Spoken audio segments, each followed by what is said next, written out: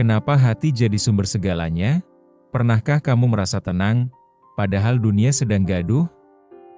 Atau sebaliknya, semuanya tampak baik, tapi dada terasa sempit, gelisah, dan tak tahu kenapa? Itulah hati. Ia bukan sekadar bagian tubuh, tapi pusat dari segalanya, dari niat, perasaan, keyakinan, bahkan keputusan yang kita ambil setiap hari.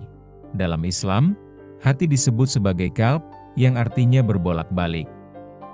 Sifatnya memang tak pernah benar-benar stabil. Hari ini mungkin kita merasa ikhlas, besok kita merasa iri. Kadang ingin dekat dengan kebaikan, tapi tiba-tiba saja datang rasa malas, sombong, atau marah. Dan semua itu tak bisa kita lihat dengan mata, karena hati bersemayam di ruang yang paling tersembunyi dalam diri. Nabi Muhammad SAW bersabda, dalam tubuh manusia ada segumpal daging. Jika ia baik, maka baiklah seluruh tubuh. Jika ia rusak, maka rusak pula seluruh tubuh. Ketahuilah, itu adalah hati. Hadis riwayat Bukhari dan Muslim. Ini bukan sekadar perumpamaan.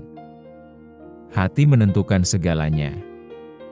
Bahkan amal ibadah, kata para ulama, tidak akan bernilai jika niat di dalam hati tidak lurus karena Allah.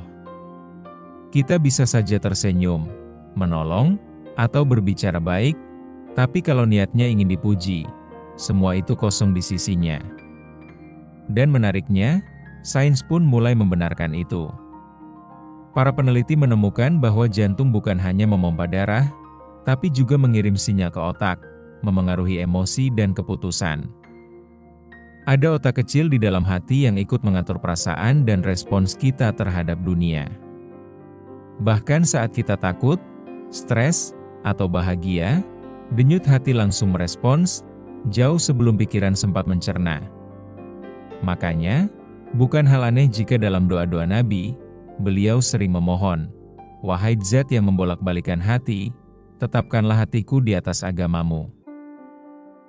Karena sejatinya, tak ada satupun dari kita yang mampu mengendalikan hati sepenuhnya.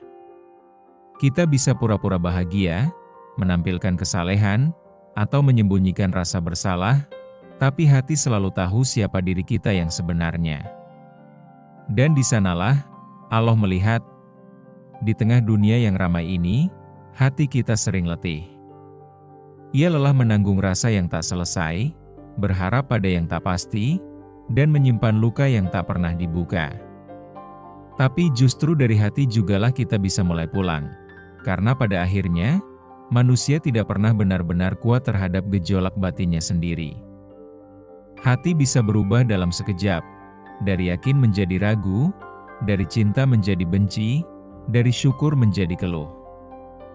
Dan di sanalah kuasa Allah benar-benar nyata.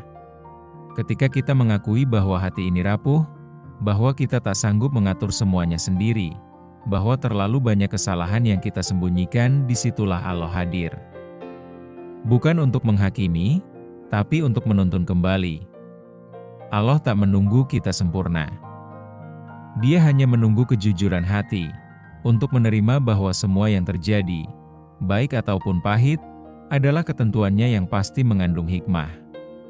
Maka, jika kamu sedang merasa jauh, bingung, atau tersesat, jangan cari jawabannya keluar dulu. Tenangkan hatimu.